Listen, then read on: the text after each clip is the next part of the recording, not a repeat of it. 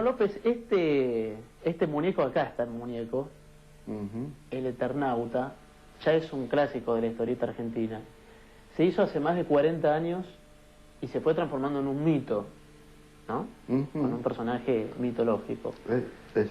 Yo que soy uno de los autores, no debería decirlo, pero me lo repiten tanto y me persiguen tanto con el tema que debo confesar que sí. ¿Y el mito del Eternauta cómo empieza? Porque tiene varios elementos para ser mito por lo que pasó después de que se hizo en la historia argentina. Sí, es una cosa compleja, ¿no? Yo no la atribuyo a ningún fenómeno único, sino que ha habido una conjunción de hechos que a través de los años lo han ido reforzando en forma, no diré casual, pero coincidente.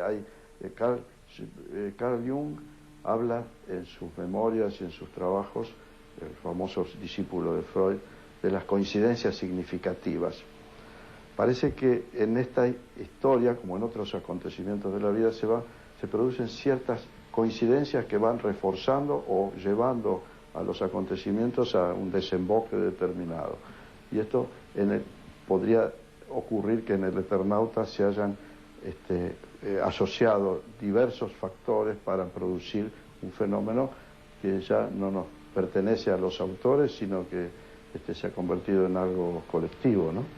¿Y cómo vive usted esto de que en el Eternauta muchos creen leer lo que desean ver, quizás, ¿no? Claro. Han visto un revolucionario de la JP, inclusive. Claro. ¿Eso cómo lo vive usted? ¿Ve esas cosas en este personaje? ¿Lo exceden? Lo que veo es una cosa muy curiosa e interesante, por otra parte también, es la evolución ideológica y política del propio autor de la trama, del argumento, que desde el año 57, donde empezó a escribirlo, yo empecé a ilustrarlo, hasta el 77, en que él desaparece, él va sufriendo una progresiva radicalización de su pensamiento ideológico y político, que lo lleva a que, por ejemplo, cuando lo convoca esta editorial a hacer una segunda parte, él ya era un militante revolucionario cercano a los montoneros, y cuando escribe la historia del Eternauta, que yo estaba esperándola muy ansioso porque lo había pasado muy bien haciendo la primera y pensaba en una renovación de las aventuras del Eternauta en algún sentido fantascientífico y todo, efectivamente se produce una aventura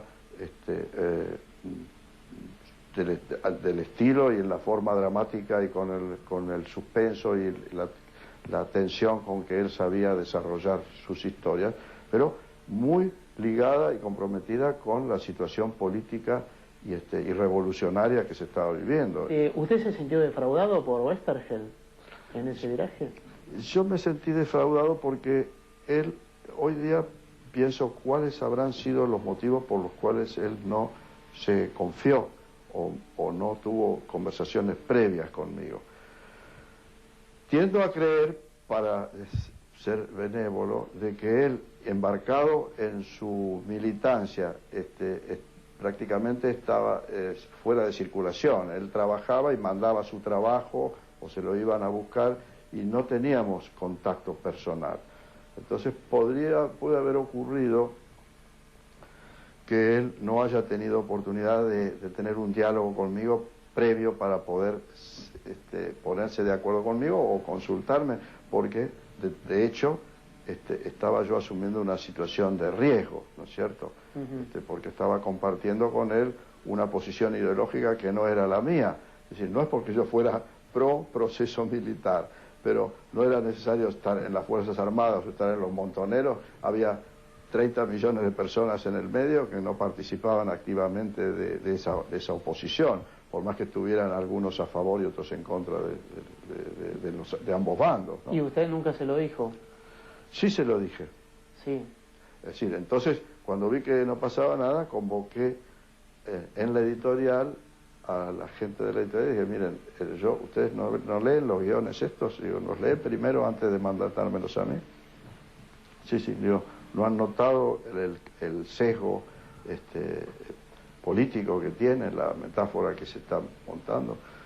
Y bueno, yo quiero hablar con Héctor, entonces lo llamaron, ¿no? Y hablamos, y él en ese momento a lo mejor se habrá sentido un poco sorprendido por lo que se decía esto, pero lo que él dijo es que él no se había dado cuenta. Y en ese momento que sucedía esta especie de distanciamiento entre usted, que era el que dibujaba, y Oesterhel, el que escribía la historia, ¿usted pensaba que le podría llegar a pasar a Oesterhel lo que le pasó, que terminó como un desaparecido, mataron a toda su familia?